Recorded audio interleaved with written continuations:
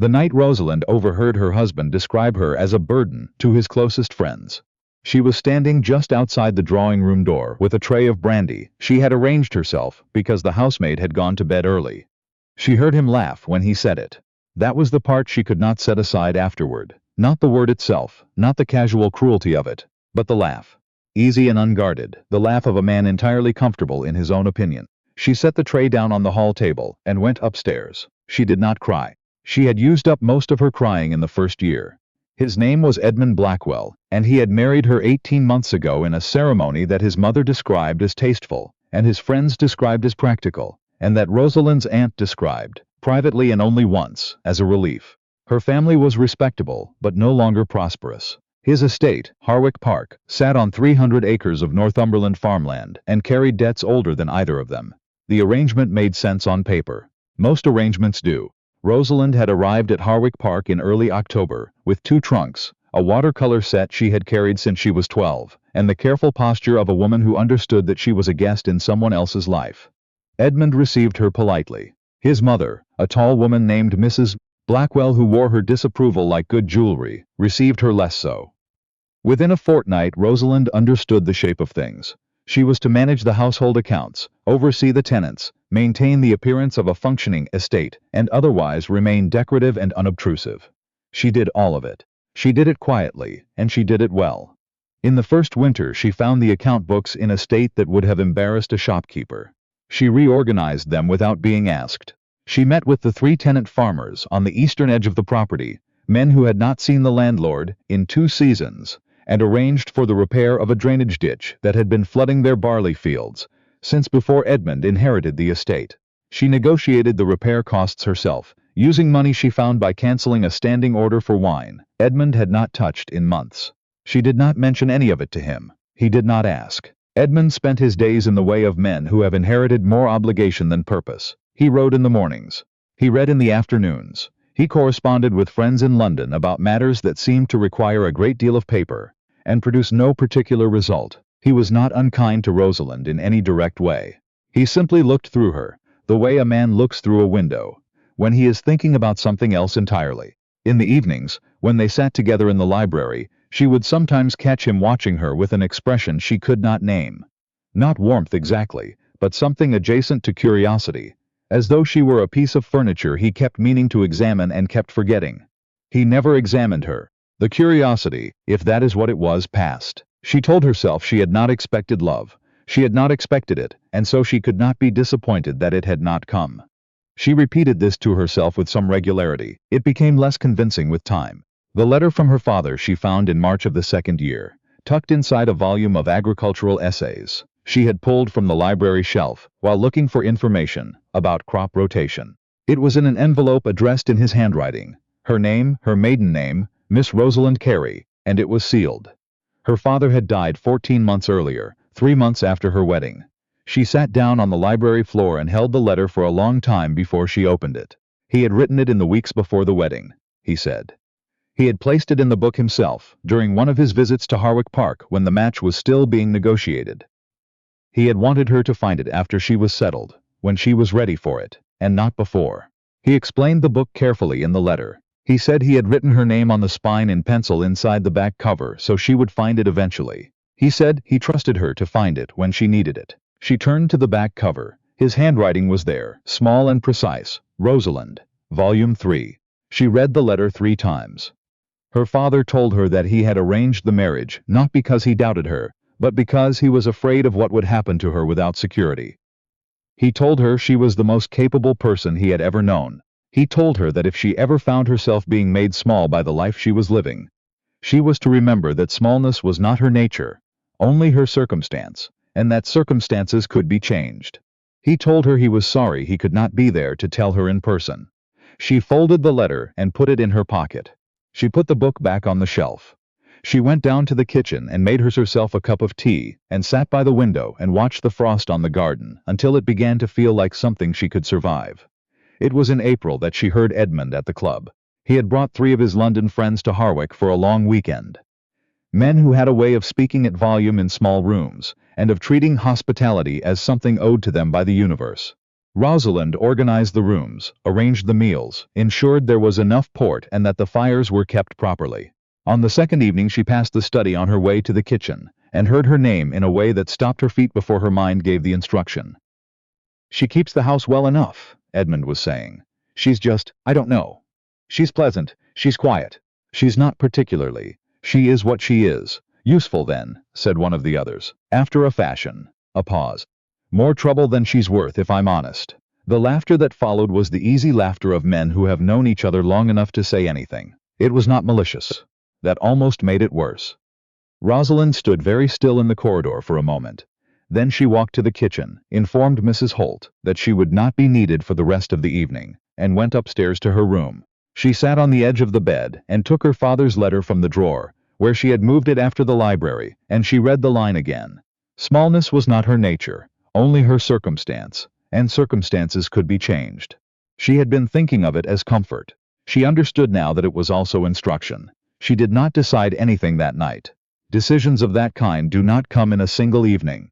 They accumulate over days like water in a low place, quietly, without announcement, and then one morning you find the level has risen past the point of return, and there is no particular moment you can point to and say, "There, that is where I'd decided." For Rosalind, it was a morning in May when she was walking the east fence line with Cooper, the eldest of the tenant farmers, checking a section of split rail that needed replacing before the summer. Cooper was a steady man in his 50s who called her Mrs. Blackwell with an old-fashioned courtesy she found unexpectedly sustaining. "You've done well by this place," he said, without looking up from the fence post he was testing. "More than the last several years put together. The estate does the work," she said. "No," he said simply. "You do." She looked out across the field. The barley was coming up well this year. It had not come up well in 4 years before that. "Cooper," she said, "if I were to leave, if circumstances changed, would the work continue?" He looked at her then, steady and unhurried. "If you set it up right," he said. "Things that are set up right tend to continue." She nodded. She went back to the house, and sat at her desk and began to write a series of letters. She did not write to Edmund. There was nothing she needed to say to Edmund that he would have understood at that moment, or perhaps at any moment. She wrote instead to her aunt in Edinburgh, who had a guest room and an opinion of Edmund Blackwell she had kept mostly to herself. She wrote to the solicitor who had managed her father's estate. She wrote to a woman named Charlotte Ainsworth who had been her closest friend at school, and who now ran a small school for girls in Halifax, Nova Scotia, and who had written twice in the past year to ask if Rosalind had any interest in teaching. She had not replied to those letters. She replied now. The arrangements took 6 weeks. She told no one at Harwick except Mrs. Holt, and only because Mrs. Holt would have noticed the trunks and deserved an honest explanation. Mrs. Holt received the news with the controlled expression of a woman who was not surprised, and did not say so.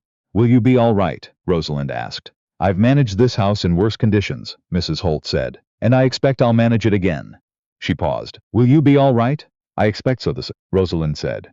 She left on a Tuesday in June early, before Edmund was awake. She did not dramatize it. She had arranged everything she could arrange. She left a complete accounting of the estate's finances on Edmund's desk, with notes for every standing matter that required attention. She left letters for the 3 tenant farmers. She left a note for Edmund that said, in its entirety, "I have gone to stay with my aunt while I consider my circumstances. You will find the estate in order. I hope you are well." She had considered saying more. In the end she thought the brevity was more honest. She did not feel, at that moment, capable of saying anything that was both true and kind, and she had decided some weeks before that she would rather say nothing than say something that was only one of the two. The crossing to Halifax took 11 days. She spent most of them on deck, watching the water, thinking about very little. She had packed her watercolor set. On the 4th day she took it out and painted the horizon, gray water, gray sky, a thin line of light where they met. It was not a particularly good painting. It was the first painting she had made in 18 months. Charlotte met her at the dock with an umbrella and no particular drama. They had not seen each other in 4 years, but Charlotte was not a woman who treated time as something that changed the fundamental nature of things. She took one of Rosalind's bags and said, "You look thinner," and Rosalind said, "You look exactly the same," and Charlotte said, "Yes, I do," and that was the reunion. Halifax was gray and salt-smelled, and full of people who had opinions about weather and very few opinions about Rosalind's marriage. She found this immediately restoring. Within a fortnight she was teaching reading, and basic arithmetic to 14 girls between the ages of 7 and 11. Within a month she understood that she was good at it. Within 6 weeks she had reorganized the school's administrative records, which were in a condition only slightly better than Edmund's account books had been. And Charlotte had looked at the reorganized files and said, simply, "You should have come here 3 years ago." "I wasn't ready 3 years ago," Rosalind said. "No," Charlotte agreed, "I suppose you weren't." At Harwick Park, Edmund did not read the accounting notes for 4 days. He had assumed Rosalind had gone to Edinburgh to visit her aunt. She had mentioned her aunt occasionally, and was mildly irritated that she had not informed him of the length of her stay. It was his secretary, Aldred, who eventually set the note on his desk in a way that suggested it had been there longer than it should have been. Edmund read it twice. Then he sat for a while and looked at the window. He went downstairs and walked through the house in the way of a man conducting an inventory. The kitchen was in order. The drawing room was in order. The library was in order. In the study, the account book sat on the corner of his desk in a stack he had not placed there, with a set of notes in Rosalind's handwriting paper, clipped to the front of each one. He sat down and opened the first book. He read for an hour. Then he sat back in his chair and looked at the ceiling and thought about the drainage ditch on the east field, which Cooper had mentioned to him once in passing, and which he had assumed the previous land agent had arranged. He thought about the cancelled wine order, which he had not noticed, because the wine had not been a wine he particularly wanted. He thought about the heating costs in the East Wing, which had gone down by almost a third this winter, and which he had attributed to a mild season. He went to find Cooper. Cooper received him in the doorway of the farmhouse with the measured courtesy of a man who has learned not to show his hand. Edmund asked about the drainage work. Cooper told him. Edmund asked about the fence repairs on the north line. Cooper told him about those too. Then Cooper said carefully, "She did right by this land, Mr. Blackwell. More than I can account for, all told."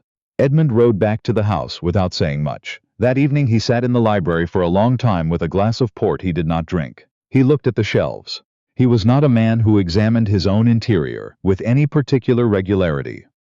He found, attempting it now, that it was uncomfortable and produced results that were not to his credit. He thought about the night in the study with his London friends, and he remembered what he had said, and the laugh that had followed it, and the ease of the moment.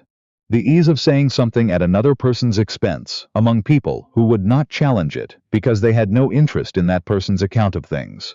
He tried to remember the last time he had asked Rosalind about her account of things.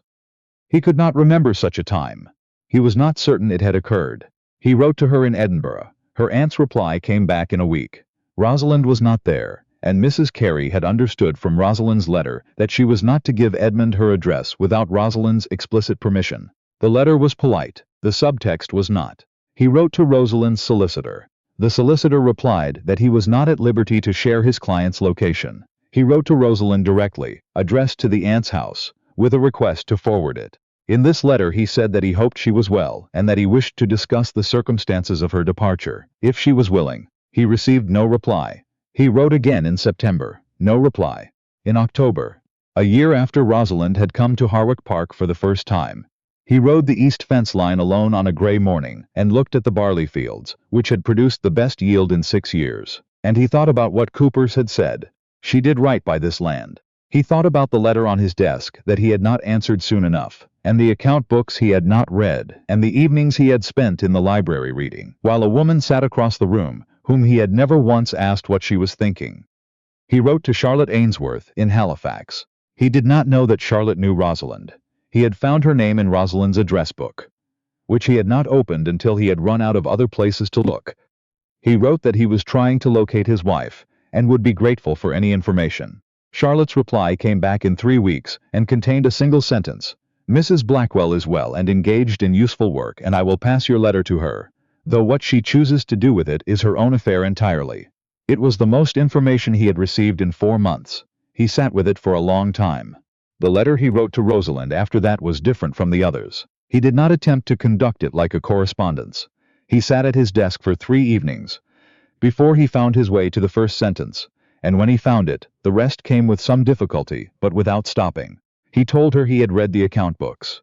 He told her what he had found, and what he had understood, and what he had then begun to find in the months since she left.